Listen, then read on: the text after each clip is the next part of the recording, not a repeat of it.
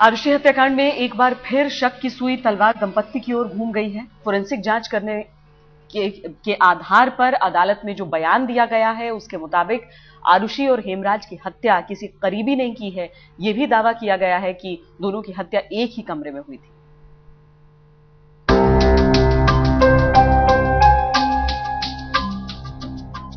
किसी बाहरी ने नहीं की आरुषि की हत्या।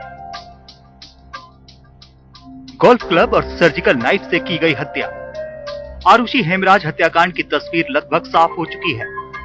फोरेंसिक जांच के बाद अब शक की गुंजाइश नहीं बची। कत्ल का तरीका मालूम चल चुका है, बस कातिल के चेहरे से पर्दा उठना बाकी है।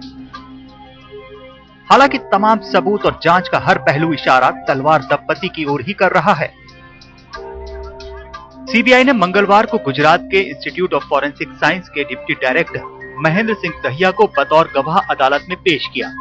डॉक्टर दहिया ने अदालत को साफ साफ कहा है कि आरुषि और हेमराज की हत्या में किसी बाहरी शख्स का हाथ नहीं, शक तलवार दंपति पर ही है। इस हत्याकांड से जुड़े कुछ और अनसुलझे सवालों के गांठ खुल चुके हैं। फॉरेंसिक एक्सपर्ट ने अदालत को यह भी बताया है कि आरुषि हेमराज दोनों पर हमला आरुषि के कमरे में ही हुआ था। बाद में जांच को गुमराह करने के लिए हेमराज के शव को छत पर ले जाया गया था। फॉरेंसिक एक्सपर्ट की माने तो गोल्फ क्लब से मारकर पहले दोनों की हत्या की गई, फिर सर्जिकल ब्लेड जैसी धारदार चीज से उनका गला काटा गया।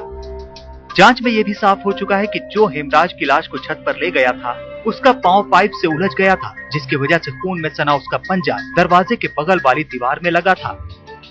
गला काटने के बाद जिस कदर खून निकला था उससे एक और बात साफ हो गई, वो ये कि कत्ल के वक्त दोनों ही लेटे हुए थे। जांच में यह भी पता चला है कि आरुषि के सिर पर इतनी तेजी से वार किया गया था कि खून के छींटे आसपास की दीवारों तक पहुंच गए। कत्ल के हालात और तमाम सबूत यही इशारा कर रहे हैं कि खून किसी नजदीकी ने ही किया है।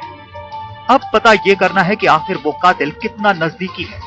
11 अप्रैल को इस केस की अगली सुनवाई होनी है। आज तक ब्यूरो।